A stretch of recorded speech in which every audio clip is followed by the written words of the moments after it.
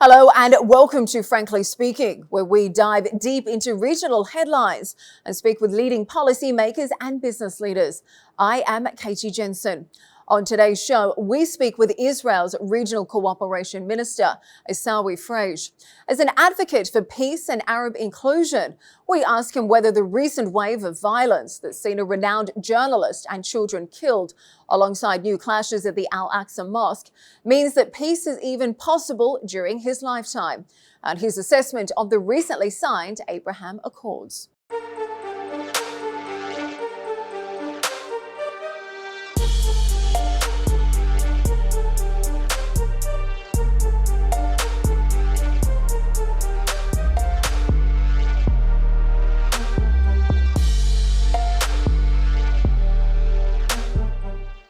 Mr. Frej, thank you for joining us today. Now, in just the last few weeks, Israel has killed a top Palestinian journalist, killed a 15-year-old Palestinian teenage boy. It's continued to illegally occupy Palestinian territories. It's attacked a Syrian airport, which has left 3 people dead.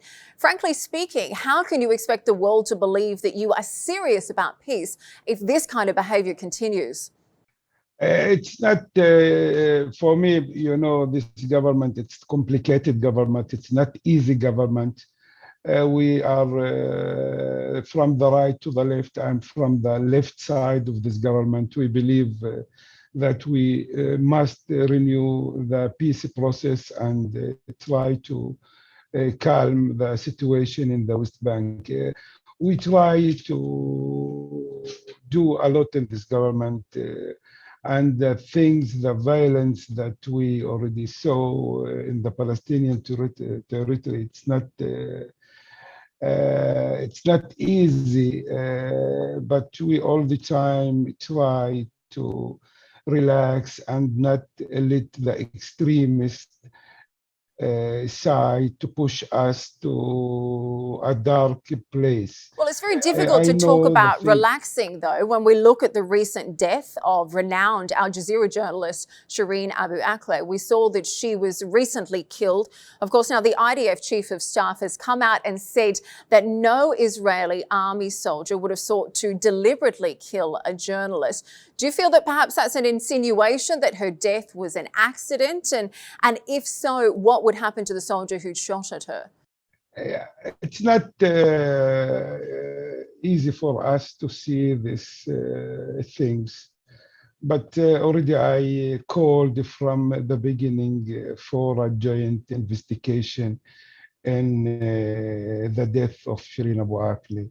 I hope that, I believe also that the Palestinian need to have it together with us, and the problem is the situation that leads to it. Too many innocent people being killed, and I'm sorry to say that. We will try to do our best, and that the killing of Shireen Abu Aklay will be the last one, and we can find ways how to be together. It's not easy moment for us because I know that. And well, you say it's not an easy moment for you, though. Yeah, I know that these things, the things that I can say, we should do everything to calm the situation, not to heat it. Okay, so you say we should do everything to calm the situation, not to heat it. What is your stance then? We heard the recent comments that I was asking you about, whether this death has been a mistake or not. Do you think potentially the death was caused by Israeli soldiers? You've obviously called for the joint investigation. If that did proceed and you did find that Israel was behind the killing, what would happen to the person who shot at her? Look, this case, it's so insensitive to speak about it, because until now we don't know who killed Shireen, but anywhere, Shireen, it's not with us. It's a huge mistake to lose Shireen. We know that, but we try to think forward for the future, how we can go on by this, to all the time speak about this, it's too you will stay in your place. I said I called from the beginning for a joint investigation, and I hope that the Palestinian side will join us in this investigation, Okay, and well, you we say can we're find calling and for this joint investigation. learn from our mistake and all who involved in But the this killing of a case. journalist is more than just a mistake. We've all seen the video footage of it, of her face down in there. She was very clearly marked wearing press on a vest and a helmet as well. And even if her death was a tragic accident, we know exactly who attacked the mourners at her funeral. We saw the attacks by the Israeli police. They were attacking the mourners with batons. They were kicking them so much so, so much so, they almost dropped the casket. Surely she should have been allowed a dignified burial. I know that, but it's a situation, it's not easy for us. We are in Israel, also in the government. I am from the side who against all these things. We try to build a present and try to be to correct our treat with the Palestinian society, but there is extremist side from both sides who try to take us in dangerous places. This is the things that I can say in this case, but of course we are against it, and I'm sorry that we lost Shireen, and it's a big mistake. And the journalists, we need them, we should protect them, because it's part of the things that we believe. And there is a mistake over this is the things that I can say in this case. All right, well, let's move on. Let's talk a little bit about your work, because you're in the rather unique position of being an Israeli politician, but with Arab origins. Now, to your credit, you've spent a large part of your career calling for peace in the region. You focused a lot on trying to foster a sense of Arab inclusion.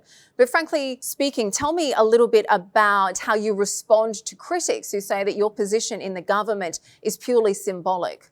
It's not symbolic. It's not easy. It's not symbolic. This government, it's complicated. It's a new government. Even after 73 years in Israel, to have a government such this, to see Arabs minister, to see Arab party part of the coalition, to see coalition from the right to the left, it's not easy for us, because there is a different agendas in this government. I'm from the left side. My party believe in the two-state solution. My party believe justice for all citizen Arabs, Jews, and within Israel. It's not easy, and we believe that we need to support the Palestinian society, the Palestinian Authority, and renew the peace process. And to struggle for this under the policy of our government, it's not easy. We try to do it. Yes, I am the second Muslim Arab in the Israeli government. It's not easy, but it's a big challenge, and there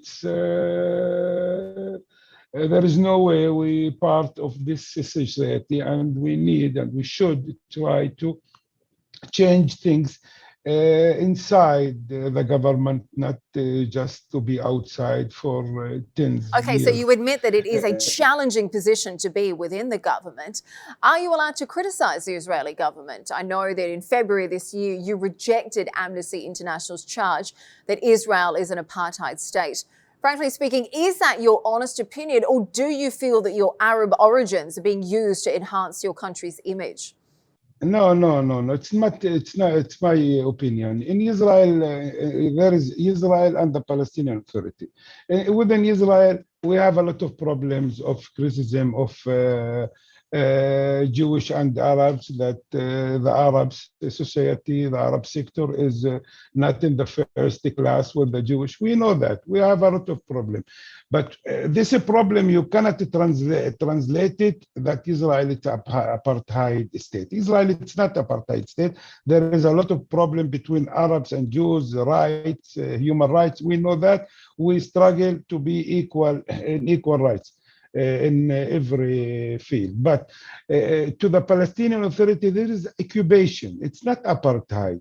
In the Palestinian territory with the West Bank and Gaza Strip, it's conflict. We must, to finish it, we must find solution between the Well, Israeli and the you say Palestinian. it's not apartheid, but There let's is a think. big difference. Well, I'm going to It's a disagree big with you difference. because let's Yeah. compare to somewhere like, South Africa, for example, a very well-known country for apartheid. But even South Africa never had apartheid walls, apartheid roads, or bombed the townships. Even the Donbass pass laws were very primitive in comparison to the Israeli ID system. How can you dispute somebody like Amnesty International coming out with these facts that Israel is an apartheid state?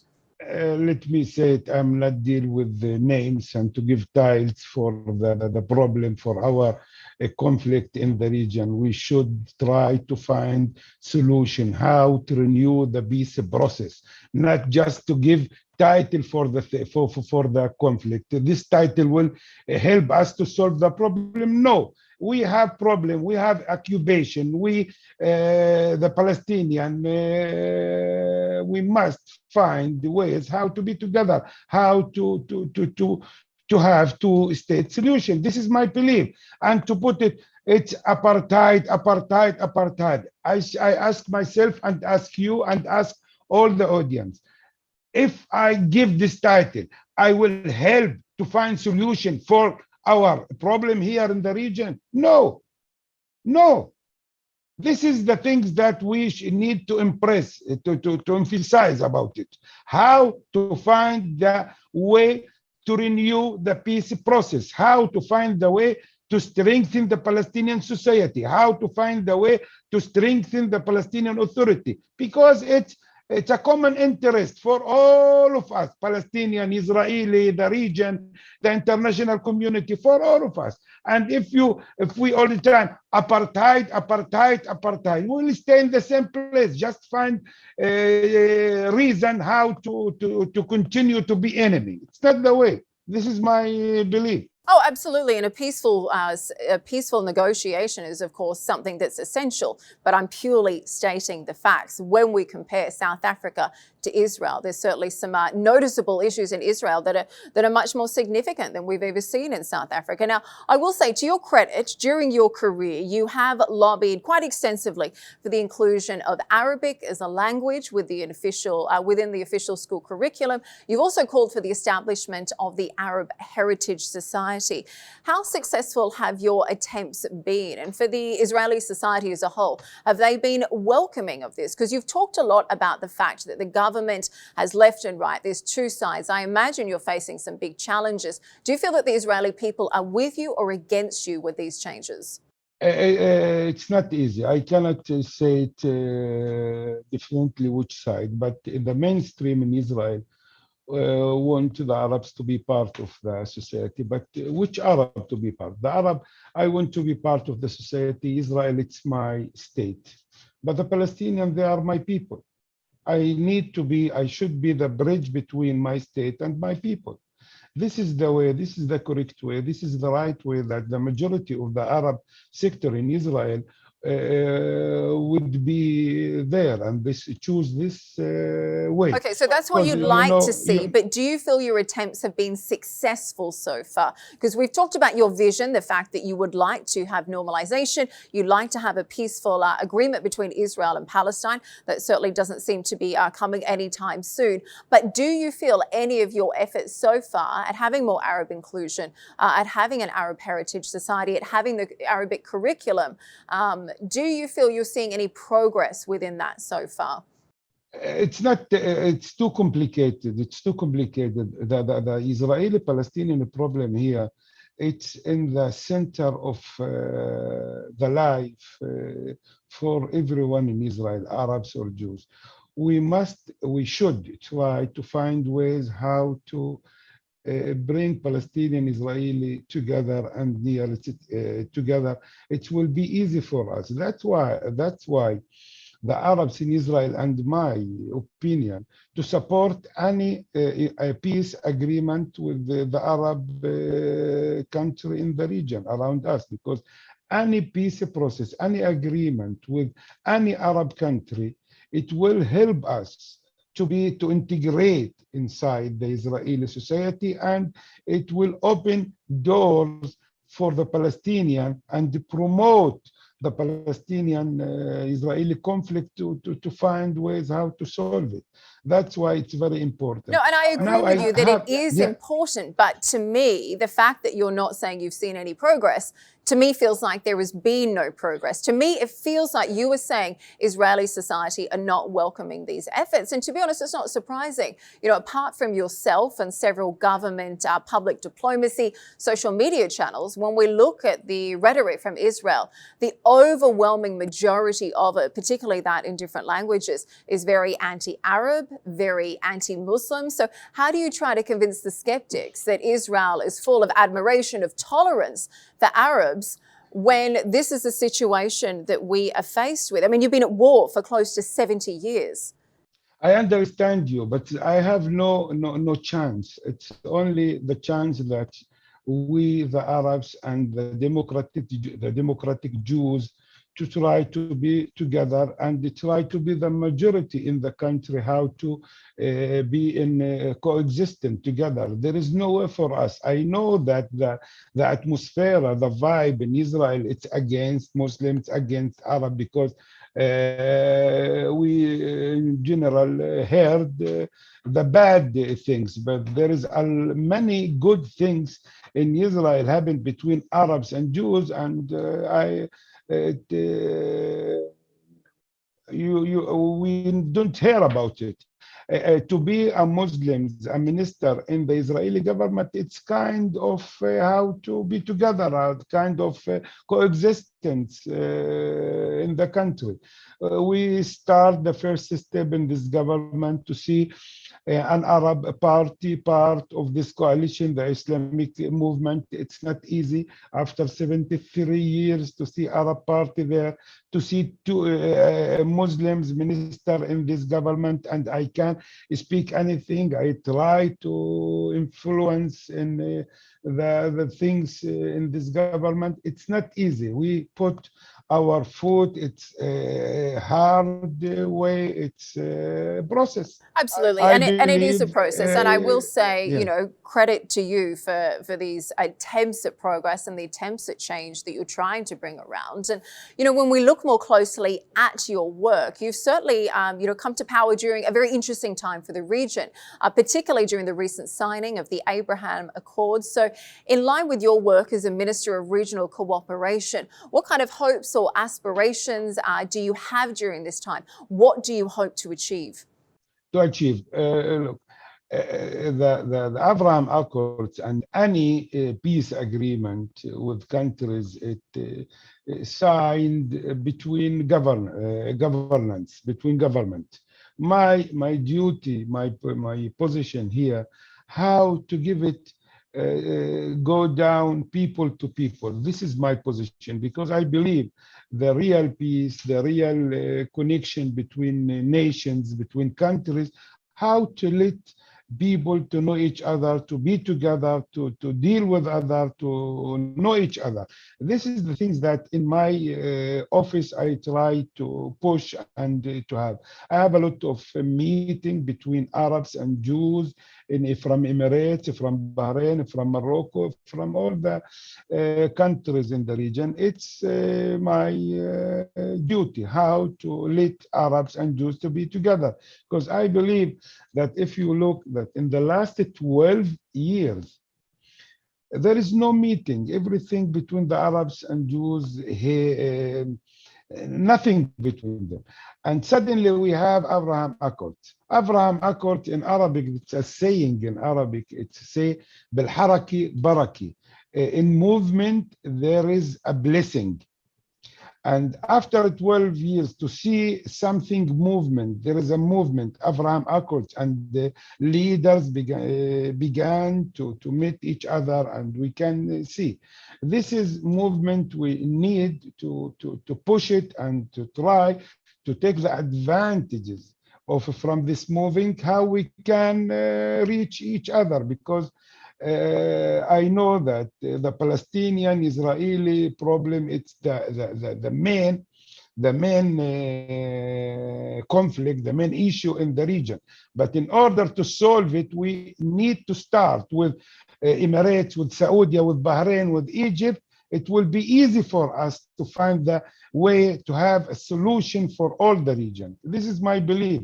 I believe in movement. I believe in movement. Movement, you can choose and let this wave to be in your side and to find the way how to be together. Well, certainly it was a big movement, a big moment, a pivotal moment when we saw the Abraham Accords signed. However, with your government choosing to specifically target Palestinian children, the recent clashes and violence at the Al-Aqsa Mosque, the continuing illegal occupation, according to the United Nations, of Palestinian territories, don't you feel in a way that it almost embarrasses the Arab countries who have recently signed peace deals with you in good faith? Yeah, look, the situation between the Arabs and the Jews, the Palestinians, the Jews in the region, it's not so good. We are not in a good situation. Let's say the truth. We tried 30 years ago to have Oslo and to try a new period in the region, and I'm sorry to say that we failed. Now we try to build a new confident measures between the Palestinian and the Israeli, and to have the trust. The thing that I believe, you have future and the present. In order to have a safety and a good future, you need to build strong present. Now, when I speak about the present nowadays, the Palestinian Authority so weak. The Palestinian society is so weak. First of all, we must, all of us, to strengthen the Palestinian society. But I'm sorry, you're not answering the question, though. Let us help them to have a good ground, a strong presence, and build a trust to renew the trust between the Israelis. But that's not what we're talking about. You and I are both in agreement that the Palestinians need a peaceful solution. They need to have their territories restored. What I'm asking you is, how has the relationships between Arab countries like the UAE, who have recently signed normalization ties with Israel, how is that jeopardized with recent violence, ongoing occupation from Israel? How is that changing the relationship? As I said, these countries have signed peace deals very recently with Israel, and yet this violence is allowed to continue. Look, I know that we look how to strengthen, how to have more normalization and good relationship with the Arab countries that we signed Abraham Accord with, like Emirates and Morocco. In order to open the countries for each other, we need to have a Palestinian solution, and we need to show that the Palestinian-Israeli conflict in a new way, and there is a future. So when will we see that? Because you've had these talks with UAE, Bahrain, Morocco, Sudan as well. Of course, you had the previous peace deals with Egypt and Jordan. When is it time for peace with the Palestinians? Because you keep saying we need it, but as an active member of the Israeli government with substantial influence, when will we see that time? Will it be within our lifetime? Because the war's been 70 years now. You challenge me with this question, because the policy of our government not to put the Palestinian issue in our priority. We know that you know that we have left side and the right side. We have half of this government who believe in two-state solution. The other half who don't believe in that. It's not easy, but all the government, we are agree together how to strengthen the Palestinian Authority in the economic side. Let us put our pressure in this side, and I hope that we will find the way in the future how to renew the peace process, and how we try to have to find the way how to reach something for a political horizon for the region and the Palestinian. I know that. But this government, it's a complicated government. Our policy, it's not there. Okay, well, you said one I'm of your frankly roles with you. within I the said government is to frankly. encourage this Yeah. discussion, is to Yeah. encourage this political cooperation within the region. And there's so much at stake here. You know, recently we had the World Economic Forum in Davos. The Saudi Foreign Minister, Prince Faisal bin Farhan. Now, he reiterated that there's been no change in the kingdom's position. They say that normalization is not possible without addressing the Palestinian issue. Do you not think that the relationship with the kingdom, the patron of the Arab Peace Initiative, which guarantees full normalization with all remaining Muslim and Arab countries, is that not important enough for another attempt at peace with the Palestinians?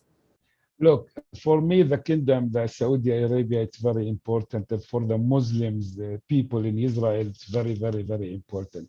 You know that 15% of the population in Israel, they are Muslims.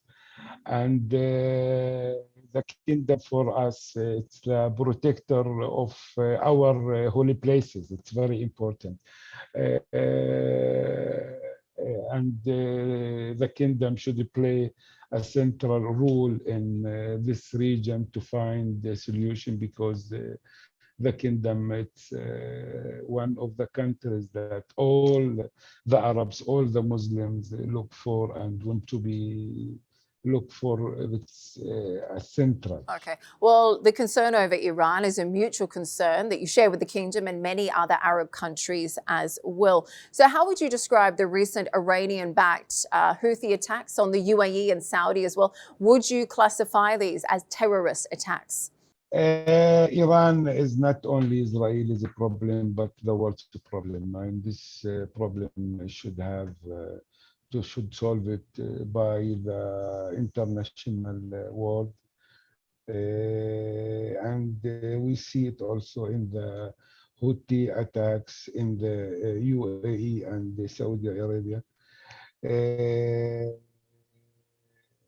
In this case, I'm not a professional about the Iranian, but I'm sure that under my policy, I believe that the international community, the international world, should find a solution for this problem. But would you classify them as terrorist attacks? The recent Houthi drone attacks on UAE and Saudi in recent months, would you classify them? Would you say they were terrorist attacks? Or how would you describe it?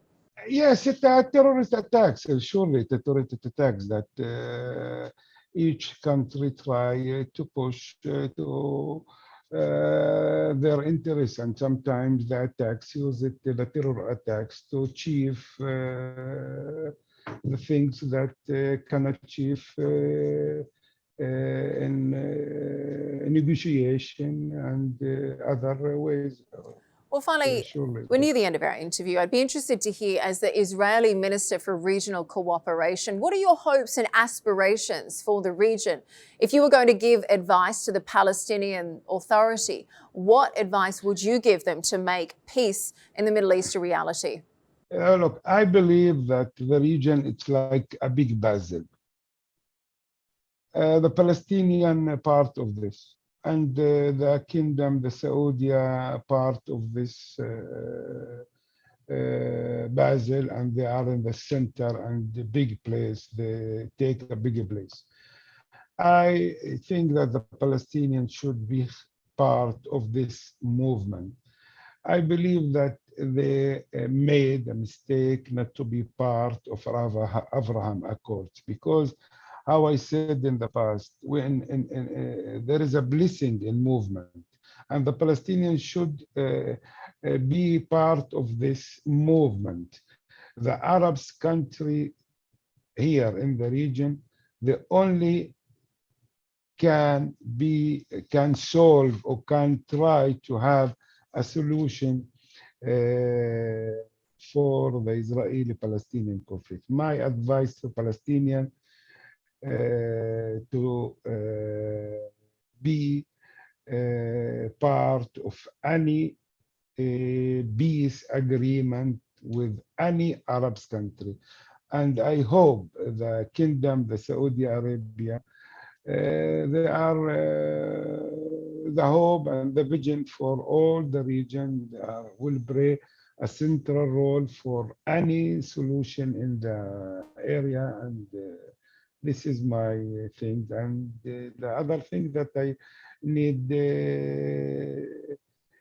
to say that the Palestinian Authority, all of us, Israel and all the region, should do our best how to strengthen the Palestinian society, because the Palestinian society nowadays in a bad situation, and in order to have the two-state solution and to have the Palestinian state, we need to support them nowadays to build their institution and their society.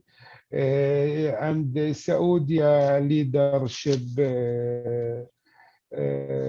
will be the central of any solution in the future, I'm sure. And His Royal Highness King Salman and the Crown Prince, I believe that they will play a central role in any renew peace process in the future. All of us need Saudi, the kingdom need its movement in this region. Everything will be changed, and we will have a new horizon for all our region. I hope so. I think that's something that all of us hope for indeed. Thank you so much for your time today. In particular, I know you've recently been recovering from a heart attack. So on behalf of everyone here at Arab News, we wish you a speedy recovery and all the best. Thank you very much for your time today, Minister. Thank you. Thank you.